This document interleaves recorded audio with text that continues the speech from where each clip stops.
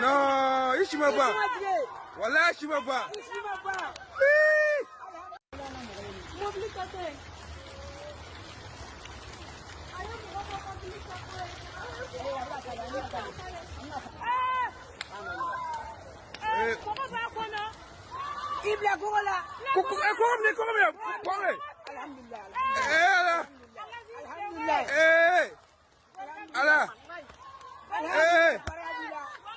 Non, ici m'a pas.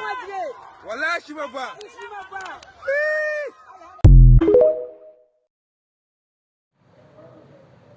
Bonjour à tous, j'espère que vous allez bien, quoi que vous fassiez et où que vous soyez. Même si c'est difficile d'être bien lorsqu'on voit ce qui se passe dans notre cher pays, dans notre patrie tant aimée, le Mali, notamment à Bamako ou encore en région avec les inondations qui se passent. Je me sens dans cette responsabilité d'apporter mon expertise, d'apporter mon expérience dans ce domaine-là, vu que j'y ai étudié là-dedans et j'y ai conçu des projets là-dedans.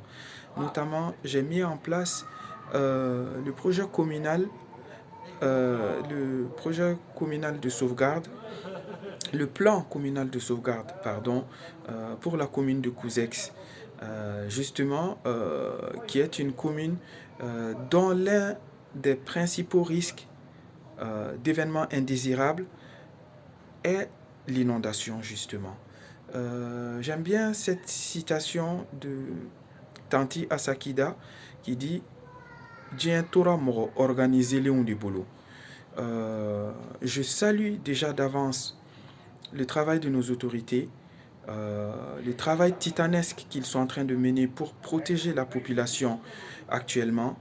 Et en m'inspirant de cette citation de Tanti Asakida, moi je dis que nous devons déjà préparer le prochain été en fait maintenant. C'est-à-dire mettre en place des solutions, faire un retour d'expérience déjà sur les actions positives que nous avons mis en place pour préserver la population, ainsi que les biens de la population, ainsi que les biens communaux face à ces inondations pour l'été prochain. Donc, on ne sait pas comment ça va se passer. Peut-être qu'il y aura des inondations, peut-être qu'il n'y aura pas d'inondations. Mais nous devons déjà nous préparer en fait à faire face aux inondations de l'été 2025. Et c'est cela qu'elle veut dire lorsqu'elle dit la citation Dien Tora Moro organiser le boulot. Ça, c'est dans toutes les dimensions de nos vies en fait. Que ce soit sur le plan familial, sur le plan professionnel, entrepreneurial, sur le plan touristique, tout ce que vous voulez. Il faut prévoir les choses, il faut organiser les choses.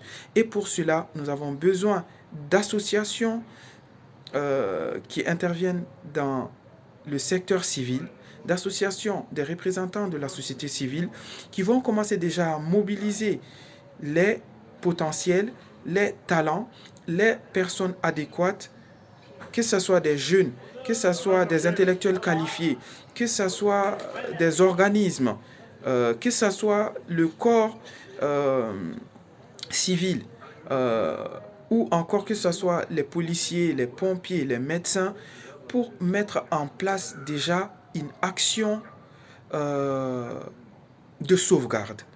On ne va même pas parler encore d'un plan de sauvegarde, mais prévoir déjà comment ça va se passer l'été prochain.